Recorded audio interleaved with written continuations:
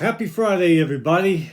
Man, the weekend is finally here. This week has been crazy for me. As a matter of fact, I was going to do this show on Tuesday when the World Series ended.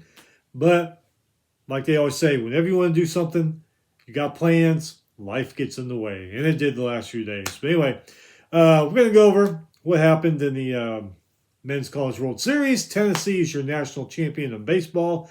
It's kind of old, stale news, so we're not going to go over all of it. We're just going to go over a few things about it. Got some news items. Go over those too. Before we start, hit that subscribe button down there so you don't miss anything. With that, let's get started with some news. Okay, so the big news probably is A&M lost their coach to Texas. This came out a few days ago. Texas fired their baseball coach, David Pierce, after 8 seasons.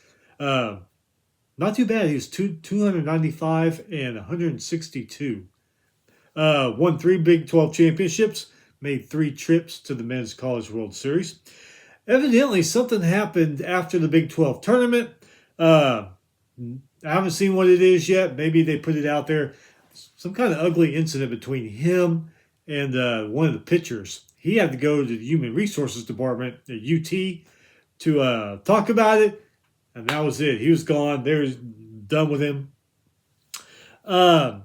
Then, turns out, they've been talking to Jim, how do you say his last name? Schlossany or whatever, from Texas A&M. Been talking to him for a couple of weeks, evidently. So, press conference, he yells at a reporter for asking a question, crazy question. Comes back and says, by the way, I'm leaving. I'm going to be Texas's coach. Kind of reminds me of Nick Saban a few years ago, or several years ago. Remember that? When he was at Miami? I'm not going to be the coach at Alabama. Boom, he's the coach at Alabama. Being an A&M fan, that pisses me off. We had a great baseball team. Looks like we had getting pieces together. Came close. Won a game there in the World Series. Didn't win it, but still. Farthest they've been in a long time. I was very happy. And then when I found out he's going to our rival Texas, yeah, screw this guy. Screw this guy. Screw this guy. Okay, Georgia's Charlie Condon wins the Golden Spikes Award. 37 home runs this year. 433 batting average. Nice. He deserves it. Ohio State hires longtime Campbell baseball coach Justin Ayre as their new baseball coach. He was at Campbell for 17 years. 10 of those, he was a head coach there. Won 317 games. Went to 5 NCAA regionals, so he's going to be the Buckeyes' new baseball coach. Southwest Athletic Conference extends Commissioner Charles McClellan through 2032. They like what he's doing there. Oklahoma and Brent Venables agreed to a new 6-year deal. He will earn a reported $8.5 million a year. Sad news out of A&M this week with coach leaving, but also this too. This is really sad. Former A&M running back Darren Lewis died of cancer at age 55. Man, played at A&M from 1987 to 1990. Rushed for 5,012 yards. Broke Eric Dickerson's mark. Finished 5th on the NCAA career rushing list behind, listen to these names, Tony Dorsett, Charles White, Herschel Walker, Archie Griffin. That's some good company to be mentioned with. But yeah, man, God, 55 years old. Man, prayers to him and his family and friends, former teammates. Man, that just sucks. Dying of cancer, 55. Man, that's horrible. Ann McCoy. She has been named athletic director of Washington State. She has been the intern AD at Washington State the last 3 months. They went ahead and made her full AD, so congratulations to her. This came out a few days ago. This may have changed, but Marquette was pausing its AD search until the school names a new president to replace Michael Lovell, who died a couple weeks ago. I didn't even hear about this, that Marquette's president had died. Man, that's crazy. I don't know why I didn't hear about this or read about it, but Anyway, Michael Lovell, passed away. Prayers to him and his family and colleagues there. Last bit of news we got here. Northwestern, they have broken ground on the new football stadium.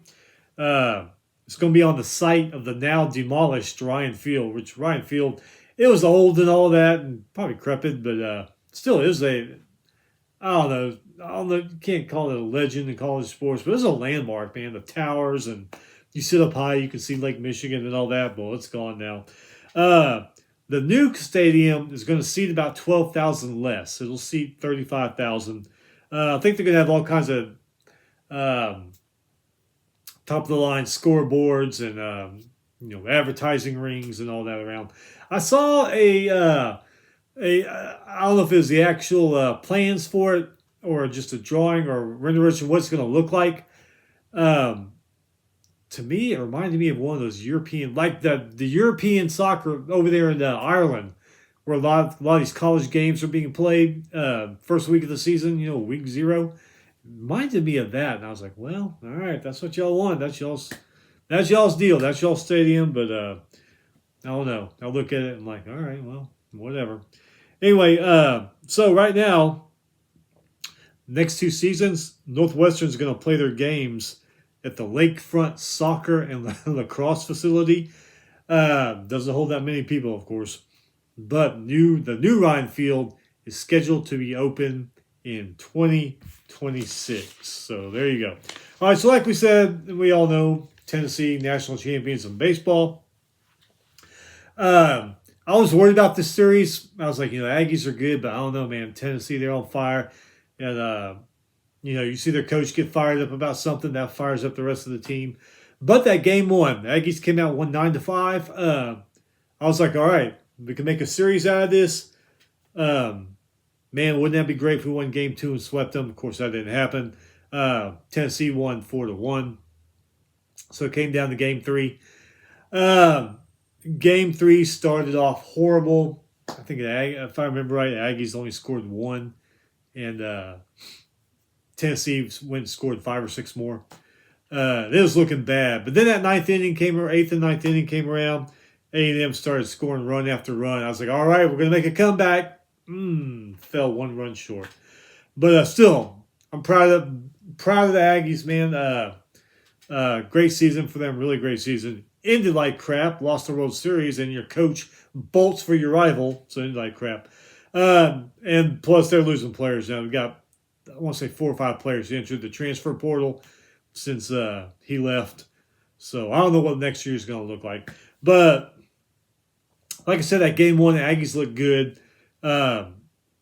They had, 13, 14, 15, 16 total strikeouts. Their pitchers did in that game. I said, all right, this is going to be good. Well, things kind of turned. Aggies still pitched good in game 2. Game 3, it wasn't all that good, but Tennessee kept pitching and pitching and pitching. The last 2 games, games 2 and game 3, Tennessee, 26 total strikeouts. A&M, not just a little bit under them, 18, but still. Their bats kind of went to sleep there in those last 2 games, except that 8th and 9th inning of the 3rd game. Bats came alive. A little bit too late, but anyway. It is what it is. Like I said, hey, hats off to Tennessee. Hell of a team, hell of a season, hell of a coach. Hats off to A&M. You guys really gave us a good show this year. All right, so that is it. The college sports season is done. Usually every summer I do a go over the media days. I don't know if we're going to do that because, like I said earlier, life gets in the way. Got a lot of things coming up this next month. I'm going to try and watch as much as I can. Maybe get some feedback online, what I thought. So, yeah, SEC, Big Ten, I really want to see those. ACC. I'll probably tune in to Big 12, see if they've improved. Last couple of years, their media days have just been crap. I mean, they really are. But if that doesn't happen, I'm already working on the football preview. So that'll start up at, right around the 1st of August, get us going until we get to first week, week 0. Anyway, thanks for sticking around this year. You guys have a great... one more thing. Football season coming up, it's going to be mostly previewing the next week what's coming up. Go over some big things that happen. Because I'm probably going to do them on Sundays. I'm going to go over some big things that happened the day before, games that I watched, things that I observed. But we're not going to go over the entire day what happened. I mean, you can see that online and on the TV shows too. So it's going to be more geared towards a preview of the upcoming season. So with that being said, yeah, around 1st of August or so, we'll get that going. Each week we'll do a couple conferences till we get to the first week in football. Anyway, so enjoy your summer. Hope you got some good trips planned. If you already had vacation, I hope it was a great one. Stay safe, and if you live down here in the southeast part of Texas or anywhere in the south, stay cool, man, because it is hot as hell out there now. Anyway, have fun. Enjoy your summer. May see you back next month for media days. I don't know yet. Definitely the 1st of August to start the football preview. Anyway, take care. We'll see you soon.